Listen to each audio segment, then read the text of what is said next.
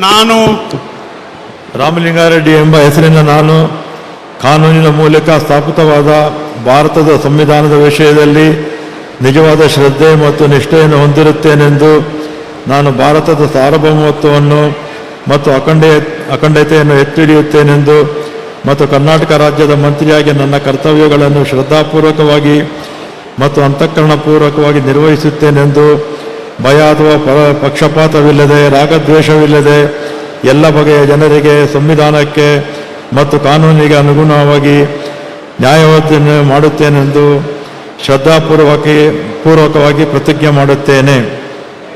ನಾನು ರಾಮಲಿಂಗಾರೆಡ್ಡಿ ಎಂಬ ಹೆಸರಿನ ನಾನು ಕರ್ನಾಟಕ ರಾಜ್ಯದ ಮಂತ್ರಿಯಾಗಿ ನನ್ನ ಪರ್ಯಾಲೋಚನೆಗೆ ತರಲಾಗುವ ಅಥವಾ ನನಗೆ ತಿಳಿದು ಬರುವ ಯಾವುದೇ ವಿಷಯವನ್ನು ರಾಜ್ಯದ ಮಂತ್ರಿಯಾಗಿ ನನ್ನ ಕರ್ತವ್ಯಗಳ ಯುಕ್ತ ನಿರ್ವಹಣೆಗೆ ಅಗತ್ಯವಾಗಬಹುದಾದ ಸಂದರ್ಭದಲ್ಲದೆ ಅನ್ಯಥಾ ಯಾರೇ ವ್ಯಕ್ತಿಗೆ ಅಥವಾ ವ್ಯಕ್ತಿಗಳಿಗೆ ಪ್ರತ್ಯಕ್ಷವಾಗಿ ಅಥವಾ ಪರೋಕ್ಷವಾಗಿ ತಿಳಿಸುವುದಿಲ್ಲ ಅಥವಾ ಬಹಿರಂಗಪಡಿಸುವುದಿಲ್ಲ ಎಂದು ಶ್ರದ್ಧಾಪೂರ್ವಕವಾಗಿ ಪ್ರತಿಜ್ಞೆ ಮಾಡುತ್ತೇನೆ. ಧನ್ಯವಾದಗಳು ಸರ್. ಮಾನ್ಯ ಸಚಿವರು ಈಗ ಪ್ರಮಾಣ ವಚನಕ್ಕೆ ಸಹಿ ಮಾಡಲಿದ್ದಾರೆ.